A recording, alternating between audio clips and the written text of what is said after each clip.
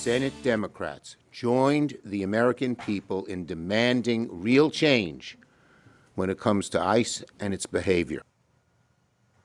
And that is Senate Minority Leader Chuck Schumer speaking just moments after the Senate voted just a couple hours ago to fund most of the government through the end of September. So the spending bill funds 3/4 of government agencies through the end of September. However, the Department of Homeland Security only gets 2 weeks worth of funding. Democrats demanded the short-term funding for DHS as a way to give Congress more time to negotiate long-term changes to ICE. It will now head to the House, which is not due back until Monday. That means that there could potentially be a partial government shutdown temporarily over the weekend. But I want to bring in ABC 10's Jeannie Nguyen. She has been following this throughout the entire day and joins us right now with what some local federal workers are now saying.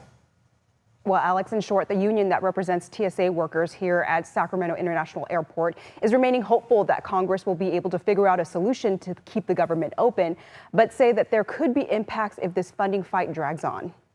The yeas are 71, the nays are 29. The bill, as amended, has passed. On Friday evening, U.S. senators approved a package of bills to keep the government funded. Following Democrats' demands, they set aside a funding deal for the Department of Homeland Security. That vote is expected to happen in 2 weeks. Members are working on moving forward on a deal to fund the government and working on legislation desperately needed to rein in ICE's abuses. On Friday, some Republican lawmakers pointed fingers at their own party after a failed vote on Thursday. The reason why we're not moving forward today doesn't have anything to do with the Democrats. It has to do with a handful of Republicans who are refusing to let us move forward. One of Friday's no votes on the spending deal was California Democratic Senator Adam Schiff, taking to social media saying he wants to see real reforms within Homeland Security. Real reforms, and not just promises of reforms, but statutory requirements that attack these mass sweeps against the opposition of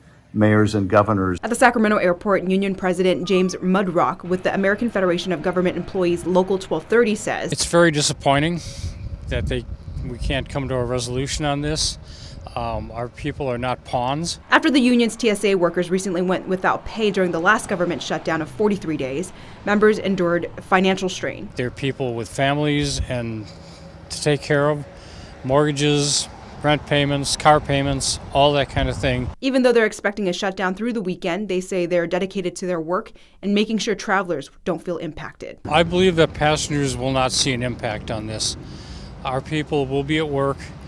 Our people are dedicated to public safety and security of the transportation system and protecting the public. And I reached out to SMF for comment and have not yet heard back. Again, that House vote on this new spending deal could come on Monday, Alex. All right, Janie, but speaking of traveling, heads up if you are flying soon, starting this Sunday, February 1st, airline passengers who show up at the airport security without a real ID or other valid ID will face a $45 fee if they still want to board. A real ID is one that has specifically been vetted by the DMV. Other authorized forms of ID include a passport or DHS trusted traveler card, such as a global entry card.